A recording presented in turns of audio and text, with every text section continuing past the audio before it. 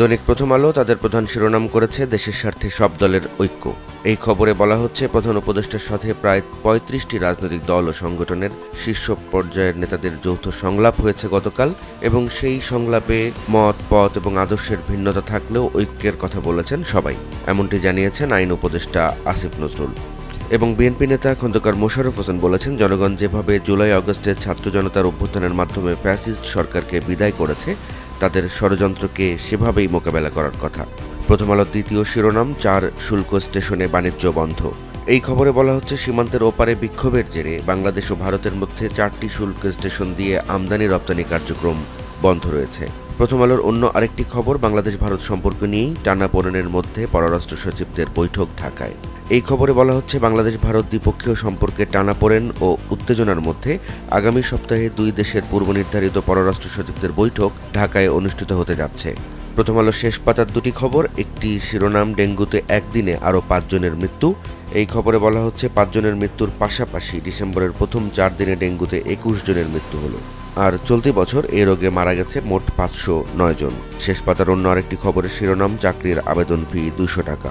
এটি সচিব কমিটির সভায় সরকার গতকাল অনুমোদন দিয়েছে। এই খবরে বলা হচ্ছে, বিসিএস সহ সব সরকারি চাকরিতে আবেদন ফি ২০০ টাকা হচ্ছে, এবং বিসিএস মৌখিক পরীক্ষার নম্বর ২০০ থেকে কমিয়ে ১০০ করা হচ্ছে। দৈনিক সমকাল তাদের প্রধান শিরোনাম করেছে, বাংলাদেশ দুর্বল, নতজানু নয়, বার্তা দিতে জাতীয় ঐক্য। এই খবরে বলা হচ্ছে, অপপ্রচার ও ত্রিপুরায় বাংলাদেশ সহকারী হাইকমিশনে হামলার জবাব দিতে বাংলাদেশ সরকারকে সমর্থন জানিয়েছে রাজনৈতিক দলগুলো।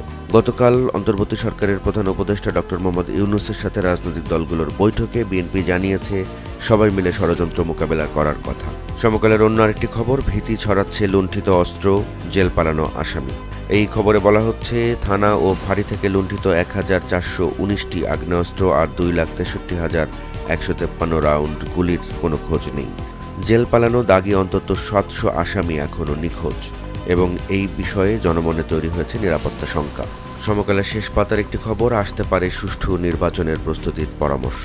আগামী ১৬ই ফেব্রুয়ারি থেকে ৩ দিনের ডিসি সম্মেলন শুরু হচ্ছে। এই সম্মেলনকে ঘিরেই সমকাল এই প্রতিবেদনটি ছাপিয়েছে। দৈনিক যুগান্তরের প্রধান শিরোনাম, সার্বভৌমত্বের প্রশ্নে ঐক্যমত্য। এটি গতকাল প্রধান উপদেষ্টার সঙ্গে রাজনৈতিক দলগুলোর যে সংলাপ, সেই সংলাপের বার্তাকে কেন্দ্র করেই এই হেডলাইন। এই খবরে বলা হচ্ছে, বাংলাদেশকে দুর্বল, নতজানু ভাবার সুযোগ নেই, এমন মন্তব্য এসেছে গতকালকের বৈঠকে। এছাড়া গণ অভ্যুত্থানকে ভয়ঙ্কর কাণ্ড উল্লেখ করে এর বিরুদ্ধে অনেকে শক্তি দেখাতে চায়, এমন মন্তব্য করেছেন রাজনৈতিক দলের নেতারা।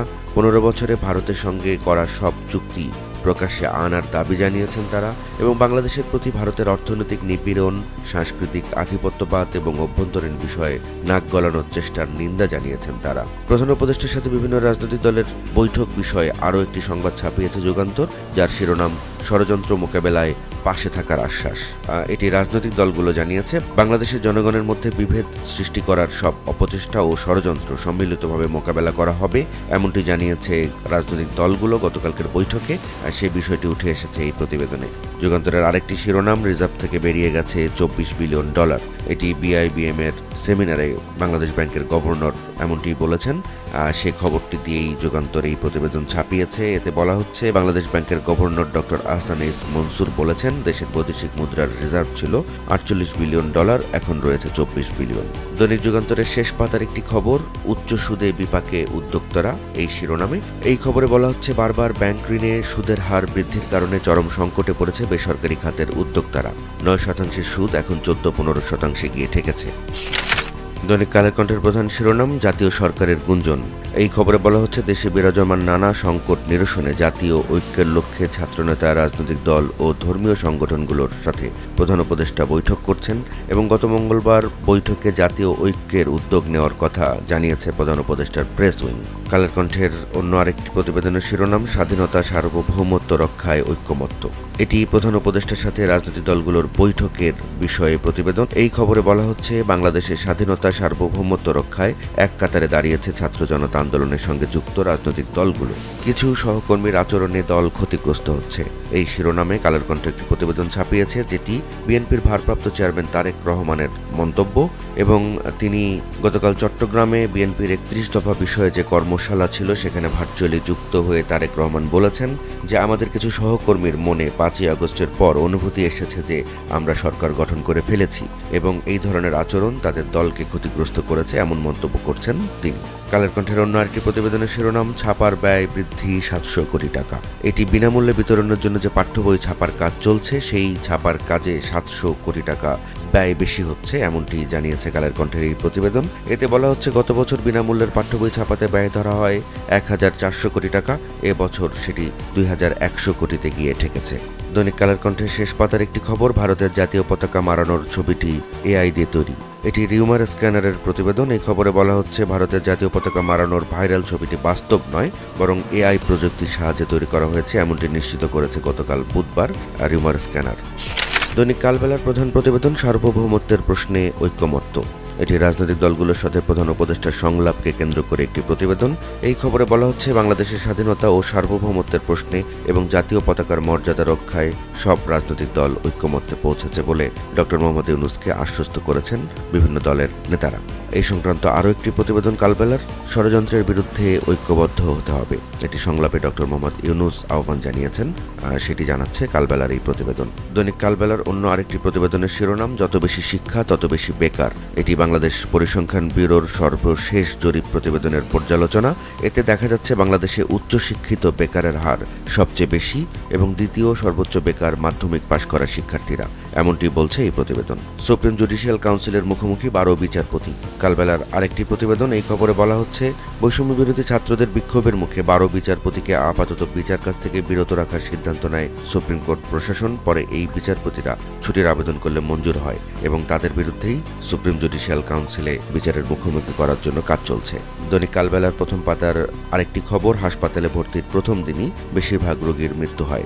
এই প্রতিবেদনে বলা হচ্ছে ডেঙ্গু নিয়ে হাসপাতালে ভর্তির পর প্রায় 26% রোগীর মৃত্যু হয় প্রথম দিনই এবং চিকিৎসকরা বলছেন জ্বর হওয়ার পর সেটাকে গুরুত্ব না দেওয়া, দেরিতে রোগ নির্ণয় এবং বিলম্বিত চিকিৎসা গ্রহণের কারণে এ ধরনের অনাকাঙ্ক্ষিত পরিস্থিতির সৃষ্টি হয়। দৈনিক বাংলাদেশ প্রতিদিনের প্রধান শিরোনাম, এবারের টার্গেট খালেদা তারেক। এই শিরোনামে বলা হচ্ছে আবারও -2 ফর্মুলার ষড়যন্ত্র হচ্ছে এবং 111-এর -2 ব্যর্থ হয়ে দেশবিরোধী স্বার্থান্বেষী মহল এবার একই ফর্মুলা নিয়ে ষড়যন্ত্রে নেমেছে, এমনটি প্রতিবেদনে দাবি করা হয়েছে। বাংলাদেশ প্রতিদিনের অন্য আরেকটি প্রতিবেদনের শিরোনাম, সার্বভৌমত্ব প্রশ্নে সবাই ঐক্যবদ্ধ। এটি গতকাল প্রধান উপদেষ্টার সাথে রাজনৈতিক দলগুলোর সংলাপ নিয়ে প্রতিবেদন। এই প্রতিবেদনে বলা হচ্ছে দেশকে দুর্বল, নতজানু, শক্তিহীন ভাবার কোনো অবকাশ নেই, এমনটি জানিয়েছেন প্রধান উপদেষ্টা। বাংলাদেশ প্রতিদিনের অন্য আরেকটি খবর, বিক্ষোভের পর সেনা শাসন প্রত্যাহার। এই খবরে বলা হচ্ছে হঠাৎ সামরিক শাসন জারি করে তীব্র প্রতিবাদের মুখে পড়েছেন দক্ষিণ কোরিয়ার প্রেসিডেন্ট এবং এ অবস্থায় সামরিক শাসন প্রত্যাহারও করতে বাধ্য হয়েছেন তিনি, তবে এখন অভিশংসনের মুখোমুখি। দৈনিক দেশ রূপান্তর, তাদের প্রধান শিরোনাম, দেশের প্রশ্নে সবাই এক। এটি গতকাল প্রধান উপদেষ্টা এবং রাজনৈতিক দলগুলোর সংলাপকে কেন্দ্র করে প্রতিবেদন এবং দেশ রূপান্তরের অন্য আরেকটি খবরের শিরোনাম, উত্তেজনা কমাতে জরুরি পররাষ্ট্র সচিবদের বৈঠক এবং এই খবরে বলা হচ্ছে আগামী 10ই ডিসেম্বর বাংলাদেশে আসতে পারেন ভারতের পররাষ্ট্র সচিব। এই স্বাধীনতার 53 বছরের মধ্যে সবচেয়ে টানাপোড়েন চলছে ঢাকা দিল্লি সম্পর্কে এবং এই উত্তেজনা কমাতে এখন পররাষ্ট্র সচিবদের বৈঠকটি জরুরি। দৈনিক আজকের পত্রিকার প্রধান শিরোনাম, ঐক্যবদ্ধ থাকার ঘোষণা রাজনৈতিক দলগুলোর। এটি প্রধান উপদেষ্টার সাথে তাদের সংলাপের বিষয়ে প্রতিবেদন। পত্রিকাটির অন্য আরেকটি খবর, টাকা দিয়েও সেবা পায় না দেশি বিদেশি এয়ারলাইন্স। এটি শাহজালাল আন্তর্জাতিক বিমানবন্দরে গ্রাউন্ড হ্যান্ডেলিং এর অবস্থা নিয়ে একটি প্রতিবেদন এবং এই খবরে বলা হচ্ছে সেবা দিতে নিজস্ব স্টাফ নিয়োগ দিতে হচ্ছে বিদেশি এয়ারলাইন্সগুলোকে। আজকের পত্রিকার প্রথম পাতার আরেকটি খবর, গজায়নি প্রণোদনার পেঁয়াজ বীজ, চাষিদের বিক্ষোভ, ক্ষতিপূরণ দাবি। এটি ফরিদপুর রাজবাড়ী অঞ্চলে কৃষি বিভাগের থেকে দেওয়া প্রণোদনার পেঁয়াজ বীজ গজায়নি, সেই বিষয়ে একটি প্রতিবেদন। এই খবরে বলা হচ্ছে এখন নতুন করে বীজ দেওয়ার কথা বলছে মন্ত্রণালয়।